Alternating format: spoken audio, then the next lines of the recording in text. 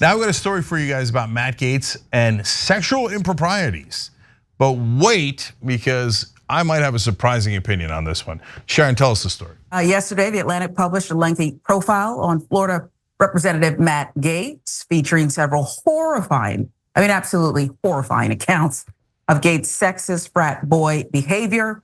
Like, you might want to listen to this. It's worse than you might even expect from the congressman. We're going to focus on three in particular. The first, from a former friend of Gaetz's, Aaron Scott, who last saw him in 2009 at a friend's wedding. A lot of things happen at weddings. Let's see. At this wedding, though, Scott was eager to catch up with Gaetz. She was excited to show him a picture of her girlfriend, whom he'd never met.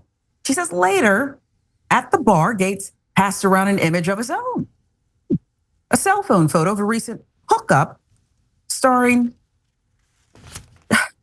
up topless from his bed. Second, okay, so that's just one, pertains to Gaetz' time serving in the Florida State House of Representatives. During this period, a group of young Republican lawmakers partook in what several of our sources referred to as the points game, which involved earning points for sleeping with women, and which has been previously covered by local outlets, okay? Let's talk about number three, okay? As the journalist Mark Caputo has reported, the scoring system went like this: 1 point for hooking up with a lobbyist, 3 points for a fellow legislator, 6 for a married fellow legislator, and so on. Gaetz and his friends all played the game. At least 3 people confirmed to the author, although none could tell the author exactly where Gaetz stood on the scoreboard. Boy, this is frat boy behavior. Gaetz is currently under investigation by the House Ethics Committee, in part for sharing sexual images with his colleagues in Congress. That's relevant to, well, this is technically the third one. Number 2 was a 2-parter. From the profile, one video, multiple sources tell, showed a young woman hula hooping naked. Former Gaetz staffer told the author he had watched from the back seat of a van as another aide showed the hula hooping video to a member of Congress.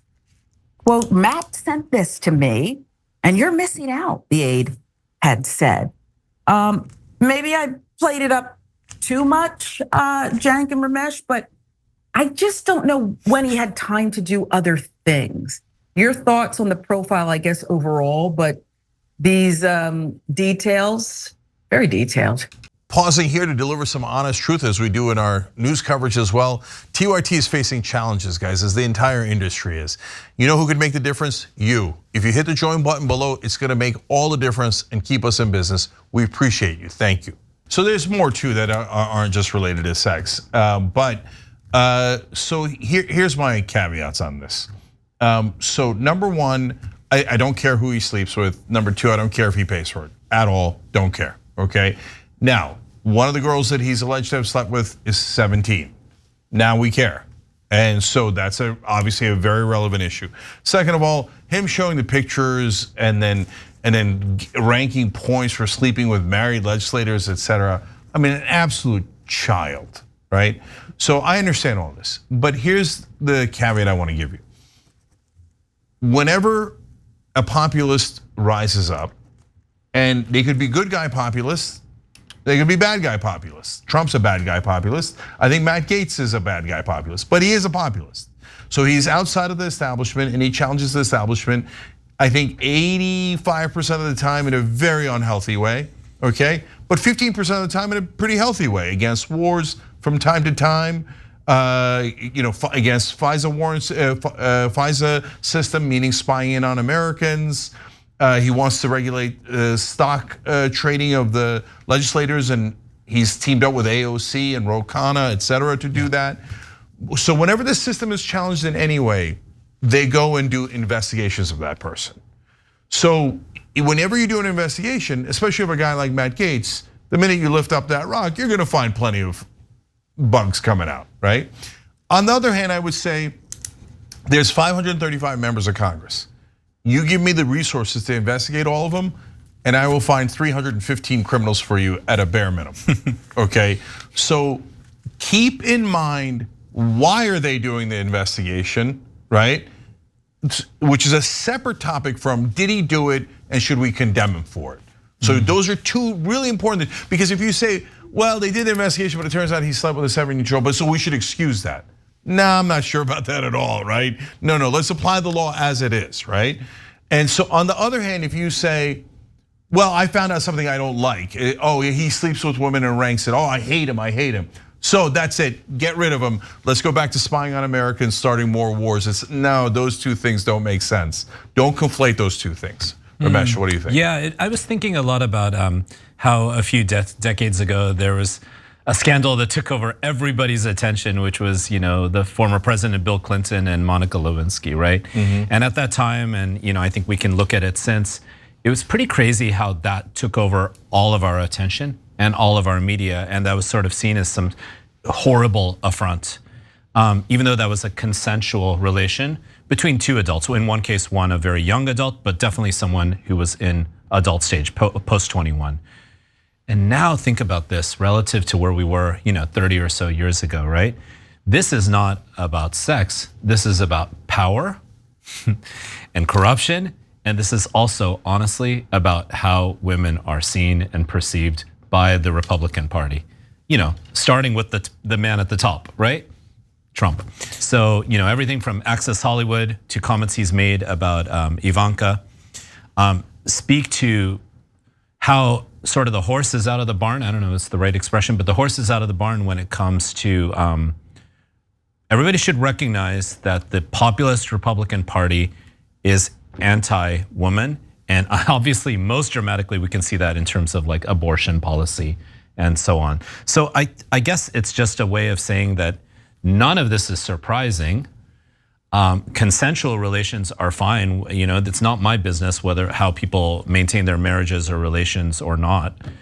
But at the same time, the question of power and corruption and the feeling that you can just sort of devour women as pawns and tell them what to do with their bodies is where the Republican Party is going. And honestly, it's really going after the Republicans on issues like that. That is, I think, Biden's best hope. Yeah, just real quick, Monica Lewinsky is another good example, though, in a different way, which is that Republicans targeted Bill Clinton and they went digging to try to find something about him. That investigation originally started about a real estate deal in Arkansas. By the end of the investigation, Starr had concluded, Ken Starr, that did the investigation, no, he did nothing wrong on the real estate deal. He did nothing wrong on any of the charges we had said before. But I dug up so much until I got him to lie about a consensual affair he had, and hence let's impeach him, right? So when you see that, if you're a Democrat and you hate Matt Gaetz, I hear you, brothers and sisters, right? But remember what they did to Clinton in that case, and so that's what they're doing here too.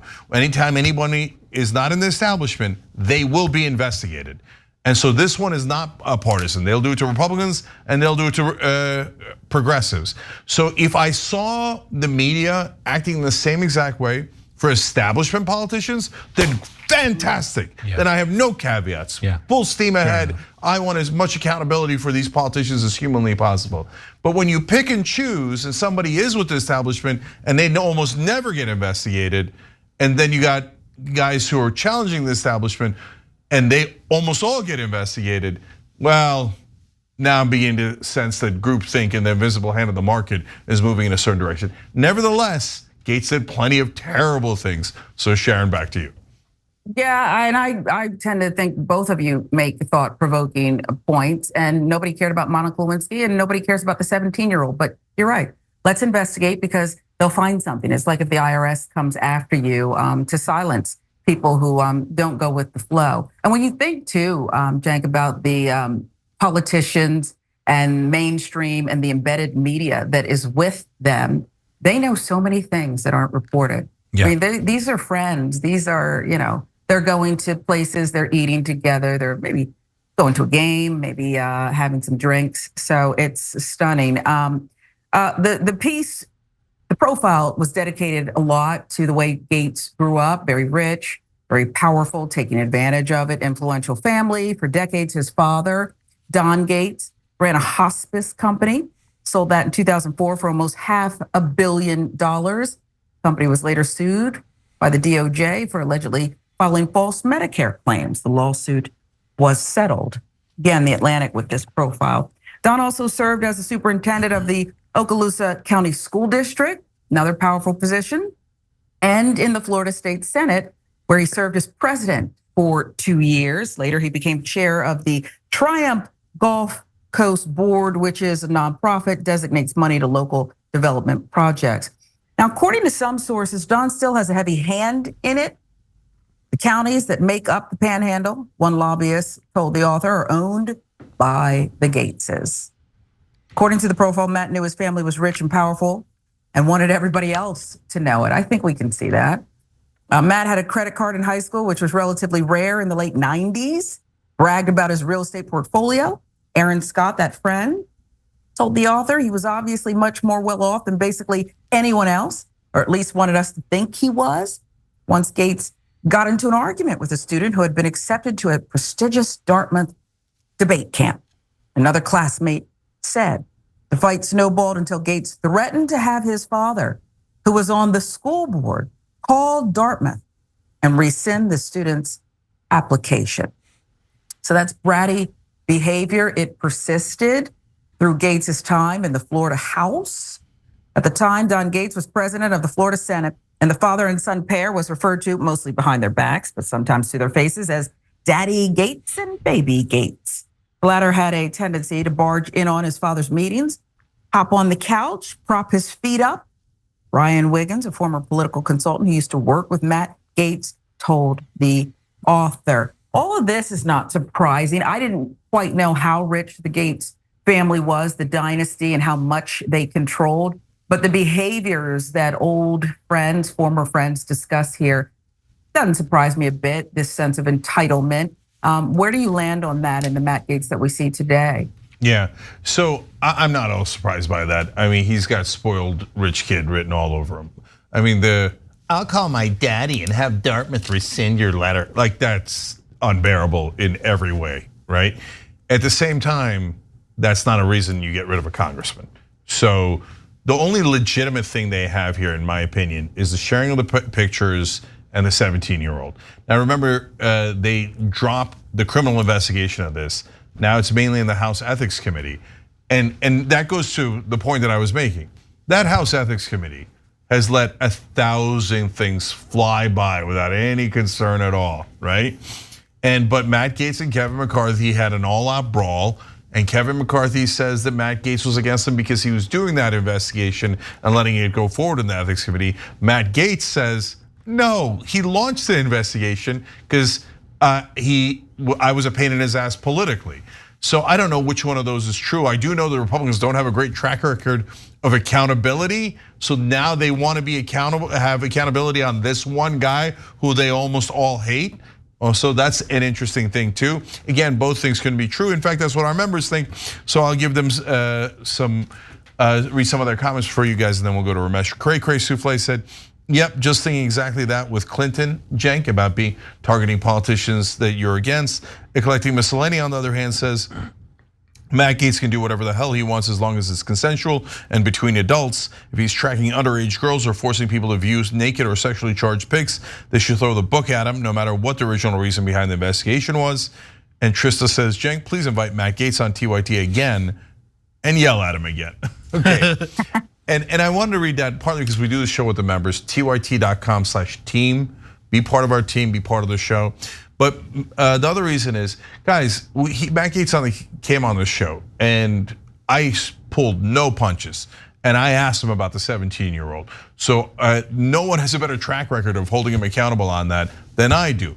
Having said that, understand the two different issues. Holding him accountable on what he needs to be held accountable on, and why are we having this conversation? Yeah, it's a good point, Cenk, because in many cases, I think we all know this and see this even within the Republican Party, but in more generally, a lot of our politics, our so-called public servants, a lot of the decisions they make seem to be very personal and petty and childish, actually. Yep. Even though we also know that their decisions on a deeper level are largely driven by the donor class and political corruption, money in politics, right? That's the root of all evils, as I know you've fought for forever.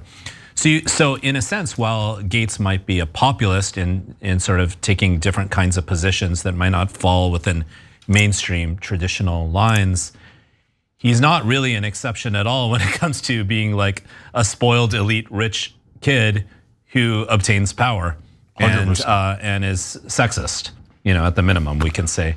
But I think but I think at the end of the day, the big issue is it's interesting. At this point, many supporters of the Republican Party, particularly this Trump version of the Republican Party, the populism that's taken over it, are kind of like okay with almost any affronts toward women. And I wonder, I just think that's the elephant in the room here, Yeah, that's so true. So one last quick thing. Guys, now the Republicans are worried about sexist politicians on their side? Come on. So that's not why the Republicans are concerned. If you were gonna eliminate Republicans based on them being sexist, you'd be lucky not to wipe out 90% of the party at the national level, right? They keep it real. So when Republicans tell me they're concerned about how sexist Matt Gaetz is, I don't believe them at all. So they're definitely concerned about something else. Again though, the answer isn't not to hold Matt Gaetz accountable, it's to make sure you hold all of them accountable, which is much harder. TYT.com/team, by the way, we'll have a link down below in the description box as we always do. And the last point of fairness, because we're the fairest show in America, a lot of the attacks against Matt Gaetz got amped up after he stopped taking corporate PAC money. So maybe it's connected, maybe it's not connected, and he has caused a lot of trouble for the Republicans. So I'm not surprised that they're going after him. And remember, the other guy who caused trouble for them was Madison Cawthorn. And what happened with him? Tons of leaks about him, most of them sexual in nature, and then he got eliminated in the primaries because of that. So there is a pattern. The minute you look into any of them, you're gonna get massive sexual improprieties, but they only look into the ones that are causing themselves trouble. And potentially defying the donor class. Exactly. They're usually pretty good at covering for each other, protecting one another. So again, you make a good point that in certain instances when the PAC money's not being taken, the donors big time not being adhered to what they want, suddenly maybe you're under investigation. Thanks for watching The Young Turks, really appreciate it. Another way to show support is through YouTube memberships. You'll get to interact with us more. There's live chat emojis, badges. You've got emojis of me, Anna, John, JR, so those are super fun. But you also get playback of our exclusive member-only shows and specials right after they air. So all of that, all you gotta do is click that join button right underneath the video. Thank you.